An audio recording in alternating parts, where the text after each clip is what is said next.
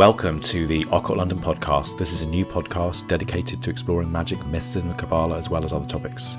If you like the podcast, please write a review and rate us on iTunes or whatever platform you are listening to this on, as it will really help us to get this message out there. Also, be sure to visit our website at occultlondon.co.uk, where you can subscribe to the show. In today's episode, we will be continuing our discussion on constellations and the signs of the Zodiac with an examination of Pisces, or the fishes. This sign is represented by the symbol of two fishes swimming in opposite directions, which often represents conflicting currents of emotion, but also hidden depths. Important dates and correspondences that are aligned with Pisces. So from a solar conjunction point of view, astronomical is March the 12th to April the 17th. The Rashis, sidereal, March the 15th to April the 13th, and the tropical calendar is February the 20th to March the 20th. The opposition is October the 3rd, and the house is Jupiter, and the element is water. Key attributes of Pisces are mysticism, poetry, intuition, and empathy. The colours of Pisces are usually indigos, greens, blues, anything to do with the sea, anything to do with the ocean. Incense can be lots of heady kind of incense, spiritual, emotional things. So Olibanum is good, Storax, and the angel of Pisces is Barkiel. So continuing to discuss some of the mythological aspects, Pisces is an ancient, either Sumerian or Babylonian constellation, most likely, which is meant to date back to the time of the Great Flood, which would have been circa 5500 BC. The Babylonian story of the flood is connected with the heliacal rising of Aquarius at the time of the winter solstice, when the sun was in Pisces. Pisces is originally the fish of Ea, which is the god of wisdom, and in Babylonian mythology there was meant to have been a never-ending struggle between the gods of salt and the gods of fresh water, which results in this great flood. And this is why we have the symbol of the two fishes, so one salt one and one fresh, facing opposite directions together by the star Al-Reshka, or Alpha Piscium. The Babylonians are also meant to have called this sign the tails, or band, or leash, and this is in relevance to a string that connected the two fishes, and tied to this string were meant to have been two fish goddesses, Arnitum and Sema, symbolising the Tigris and Euphrates rivers. As well as links with the imagery of the fishes, the constellation of Pisces is also meant to have been connected with the Great Flood. Experts analysed geological data and suggested that the Great Flood probably occurred in the region now occupied by the Black Sea around 7,500 years ago, and this would have been a really nice fertile valley basin the size of Mesopotamia, with a large water lake. The basin would have been below sea level but landlocked, and then as the ice age ended, it's thought that the glaciers melted and they would have produced rising sea levels, which caused this sea to rise. There's many different stories about the floods, and it becomes really part of folklore. In the Bible it's Noah, Sumeria it is Zeusustra, and Deucalion in ancient Greeks. Babylonian stories, however, different because they focus on the hero, demigod Gilgamesh in the epic of creation. Utnashpitin, one of Gilgamesh's ancestors, survives the Great Flood by filling a cup-shaped boat with treasure and plants and creatures as the water rises, and he sets sail with his family, and after 7 days he's meant to have sent out a white dove to look for dry land, which is incredibly similar to the story, obviously, of Noah. This is amazingly described as follows. I just wanted to quote briefly from the epic of creation. The hearts of the great gods moved them to inflict the flood. Their father Anu uttered the oath. Valiant Enlil was their advisor. Ninurta was their chamberlain. Ennugi was their minister of canals. Ea, the clever prince, was under oath with them. So he repeated their talk to the reed house. Reed house, wall, wall, O man of Shrupak, son of Ubatutu. Tear down the house and build a boat. Abandon wealth and seek living beings. Spurn possessions and keep alive living beings. Make all living beings go up into the boat. And that's a quote from the Utnapt Pishin, which is the epic of creation from Babylonia. If we move over to Greek mythology now, in Greek mythology, the two fishes of Pisces are associated with the story of Venus and Cupid. In the story, a great and terrible monster named Typhon has 100 dragon heads, eyes that shoot fire, and a voice that was a combination of hissing snakes, bellowing bulls, and roaring lions. One day, Venus, the goddess of love and beauty, and her son Cupid are walking along the Euphrates River when Typhon suddenly appears, and his 100 heads flick dark tongues, and his eyes send out fire. And Typhon is intent on the goddesses and her son's destruction.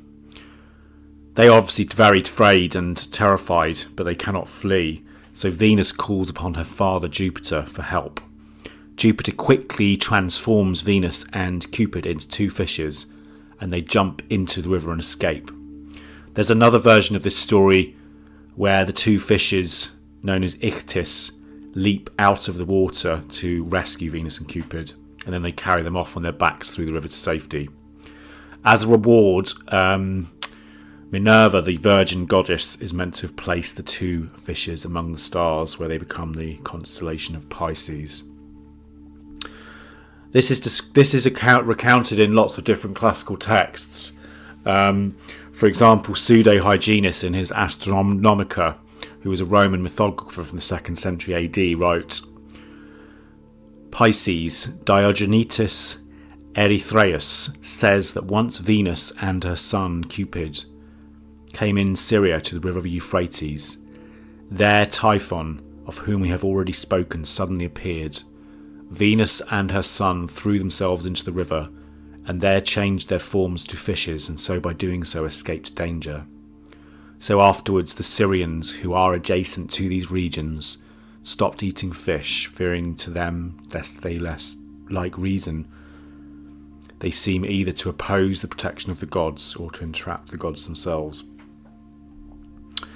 Ovid also talks about this particular story in Fasti when he says the following: Pisces, heaven's horses, they say that you and your brother, for your stars gleam together, ferried two gods on your backs. Once Dion, in flight from terrible Typhon, when Jupiter, armed in heaven's defence, reached the Euphrates with tiny Cupidos in tow, and sat by the helm of Palestine's stream. Poplars and reeds dominated the tops of the banks, willows too offered hope of concealment. While she hid, the wood roared with wind. She pales with fear and believes a hostile band approaches. As she clutched her son to her breast, she cries, "To the rescue, nymphs, and bring help to two divinities." No delay she leapt. Twin fish went underneath them, for which you see the present stars are named. And that's a quote from Ovid. So as you can see, that's a bit of a story around the why the symbol of Pisces is as it is. Due to the precession of equinoxes, Pisces is now technically the first sign of the zodiac, although traditionally the beginning of the zodiac would be marked by the vernal equinox, the point at which the sun crosses the celestial equator on its journey north. 2,500 years ago, when our zodiac was created and formatted, the vernal equinox would have been in Aries. However, around 300 AD, precession carries it into Pisces, where it's going to remain until around 2450, when it moves into Aquarius. This point is known as the first of Aries, even though it is now in Pisces, and this is one of the reasons why Pisces is also known as the leader of the celestial host. Other interesting stuff about Pisces, Romans called the constellation Aquilonius from a rain-bearing wind that came from the north when the sun is in Pisces. It's also the national constellation of Judea and was known as Dalgalim, or the two fishes. And some also theorised that the two fishes signified the joining of the tribes of Simeon and Levi. Pisces is also a symbol of early Christianity, as probably many of you know, and some say that the two fishes symbolise the feeding of the 5,000. This ichthyos symbol is very similar to the Pisces symbol, consisting of the two intersecting arcs representing the profile of the fish. And this was known as a secret symbol, particularly amongst the early Christians, and would have had lots of different meanings. One of the meanings that people think it was actually like an acrostic or an acronym for Jesus Christ, Son of God, Saviour. So iota, chia, theta, upsilon, sigma. So the symbol of the fishes is a very common one in many of the Gospels. For example, 4 of the 12 apostles were fishermen. So you've got Andrew, Simon, Peter, John and James. There's also various different miracles involving fish within the Bible. So feeding the 5,000, which is also known as the miracle of the 5 loaves and the 2 fish. There's also the parable of drawing in the net, and where Jesus actually compares the Father at the final judgment with a fisherman, and he's meant to have said, "Once again the kingdom of heaven is like a net that was let down into the lake and caught all kinds of fish. When it was full, the fishermen pulled it up on the shore. Then they sat down and collected the good fish in baskets, but threw the bad away. This is how it will be at the end of the age. The angels will come and separate the wicked from the righteous and throw them into the blazing furnace, where there will be weeping and gnashing of teeth." That's Matthew 13:47. Other elements from that as well is, there's obviously ideas around the fish symbol and the possibility that perhaps he wasn't born around Christmas, but in February under Pisces. And the main suggestion or evidence that people put forward for this idea is that shepherds would not have been tending their flocks at night outside during December. So yeah, it's, who knows? Jury's out on that one. Other aspects from a magical perspective on Pisces. So during the time of Pisces, it's a time of breaking waters. So when the snow, the cold of winter begins to warm up and turn into slush and mud, Pisces is a very watery sign and energy, and it can have very sort of changeable behaviour that emerges from nowhere. They're very intuitive, they're very, very psychic energy, and this is obviously one of their symbols. It's this kind of fish that's diving deep down into the waters, really. So down into the deep sea of the imagination, of the mysteries. But within that depths, within those oceans, is everything that is in our imagination, every fantasy, thought form, terrors and fears, as well as delights, addictions, and everything else, distractions.